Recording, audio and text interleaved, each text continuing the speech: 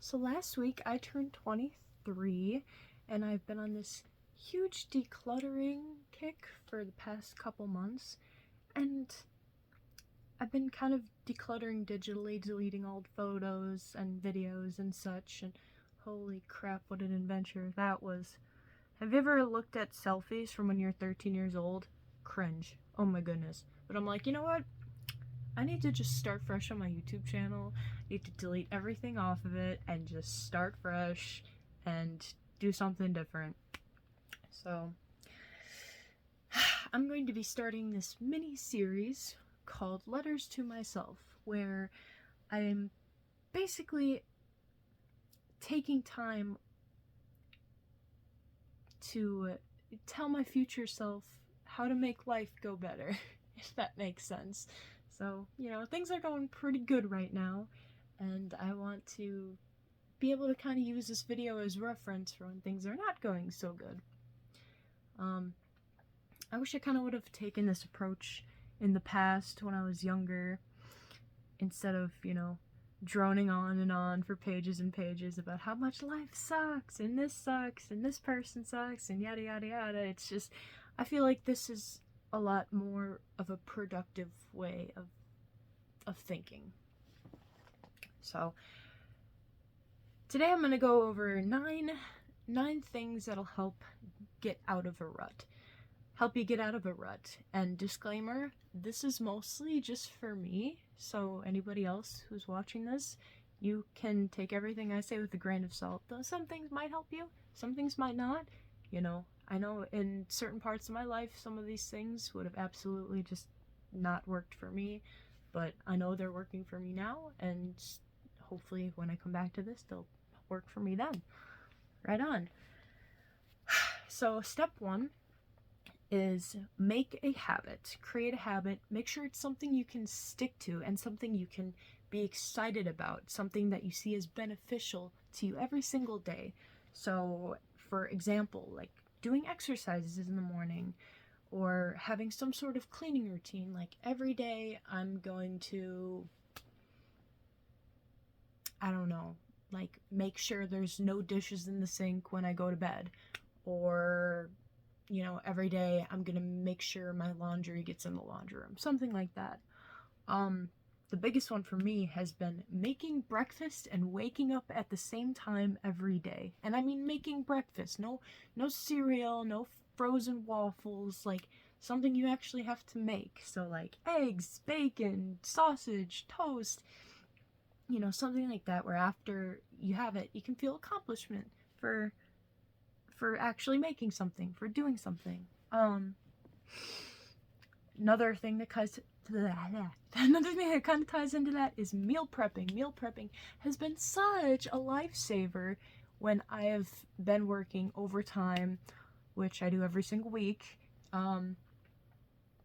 It's just one less thing that you have to think about during the week, one less thing you have to worry about.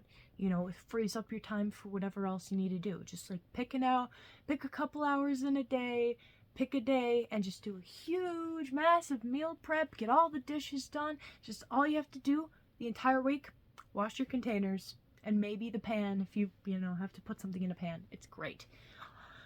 All right, so that's going into step 2. Pause this video and take 5 minutes to declutter or clean something.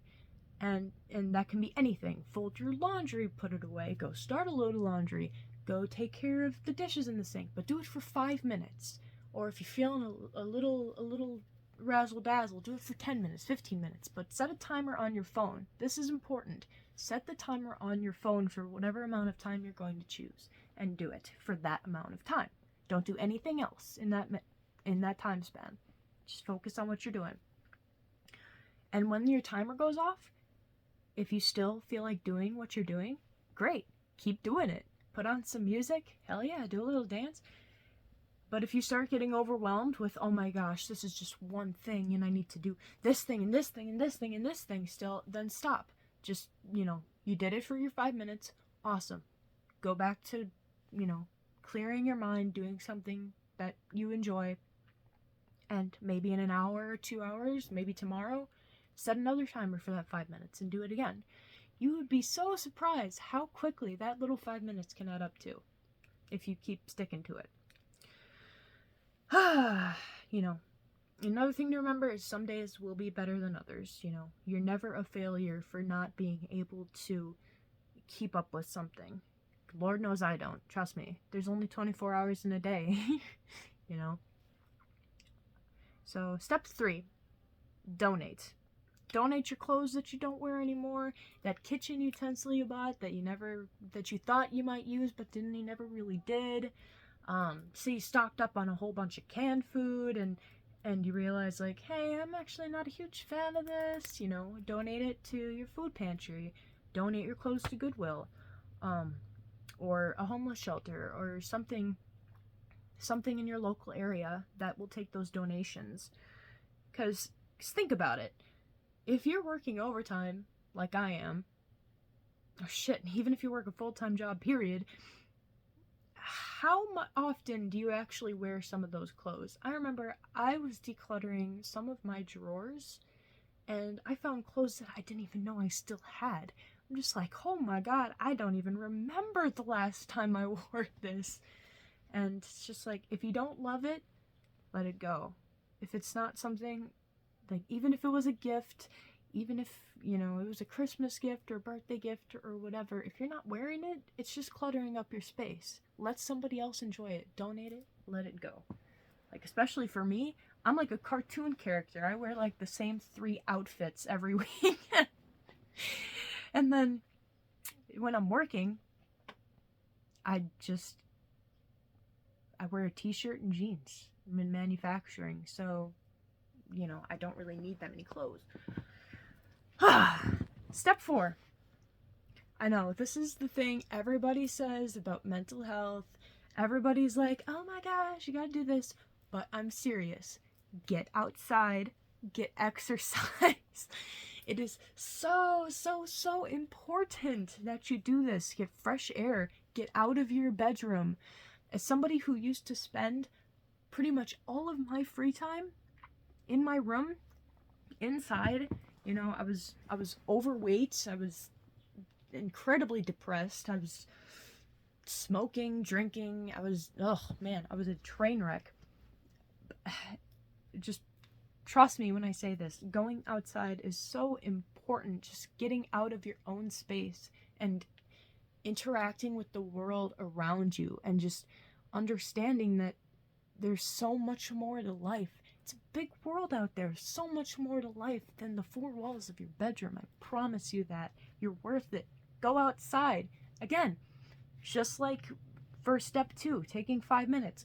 Go outside for 5 minutes. You know? Feel the chilly air on your face. Feel the sun on your skin. It's so worth it. Go for a walk. Step 5. Here's where we start to kind of get in the realm of, you know, things you don't want to hear. But step 5.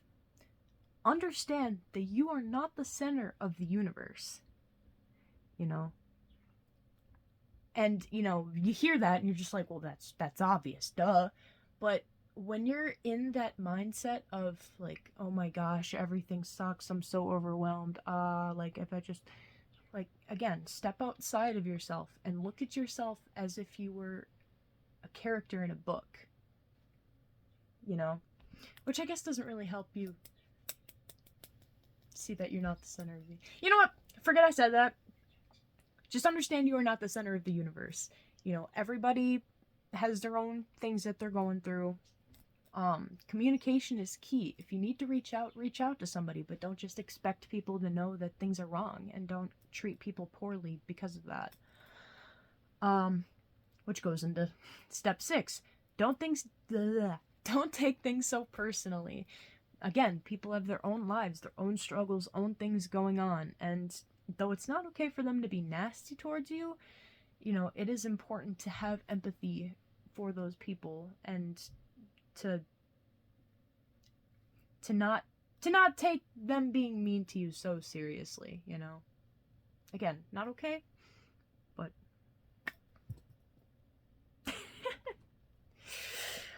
Oh man. Step 7. Reach out to people. I know when things are going bad, you don't want to feel like a burden. Or on the opposite side of the spectrum, which is something I'm kind of facing right now, is you're just like, you know what? I'm done with people. I don't need people. I can do everything by myself. And you know what? Right on. If you can do everything by yourself, that's awesome. You know, if you can, yeah, that's great. But you still need to have some sort of interaction in order to be of a healthy mindset. Because when you're stuck in your own head for too long, things don't go well, my friends. Things aren't good when you're stuck in your head for too long. So it can be any sort of interaction, you know. Have some cool people at work, talk to them, you know, even if it's just at work. Talk to them. Sit with them on lunch break. You know, some online forums are okay. Some of them. Not all of them, but some of them. You know, language apps. Talk to your family, your friends. And I mean your actual friends, not people that you've known for a long time that are not your friends. There's a difference. Just remember there are still good people in this world, even though some people have screwed you over. There are good people. And if you can't find a good person, be a good person. And people will be drawn to that energy. Alright. Step 8. Be open to constructive criticism. Holy mackerel. So, this is kind of like, you know, receiving tough love, which is something that a younger version of myself would have never been able to handle, you know. When you're in that mindset where you're already not feeling good, feeling like a failure, and you know, somebody comes along. You know, unsolicited tough love can be rough, but, you know, when you're in these times of your life, it is important to ask people, like, how can I be handling this better? Like, what am I doing wrong? Because, again, kind of see yourself as a character in a book. Here's what I was trying to say before. See yourself as a character in a book, going through your situation. Like, what would you want? Like, what would you want for them? Like, what would help you cheer them on? And then just apply it to yourself. You know, your behavior is what they're criticizing. It's not you as a person. And I think that's something you just gotta remember, is separate your behavior from who you are. Because you can still be a good person while having bad days. It is okay. Things happen. Not every day is going to be a good day. You can't appreciate the good days without the bad days, you know? And number 9 is pretty self-explanatory. Get decent sleep and cut caffeine. Holy mackerel. I used to be ingesting 400 plus milligrams of caffeine a day. And the crazy part is that I wasn't even receiving the benefits from that. Like, you know, it's kind of like you're at that point where you need caffeine to get through your day. Or the caffeine doesn't do anything for you, but by God, if you don't have it, you really notice.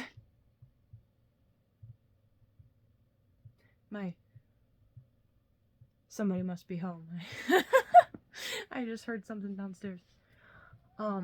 Yeah, get decent sleep, cut caffeine, and do it little by little at a time. I started by 400 milligrams, dropped down to like 200 milligrams a day, and then down to 100, and now I'm at like 0 to 60, maybe like a cup of tea. So, again, understand that everything takes time, everything takes dedication. Again, making habits, sticking to them. And again, always remember that you are important, you matter, and things will get better. And if things are good right now, that's great.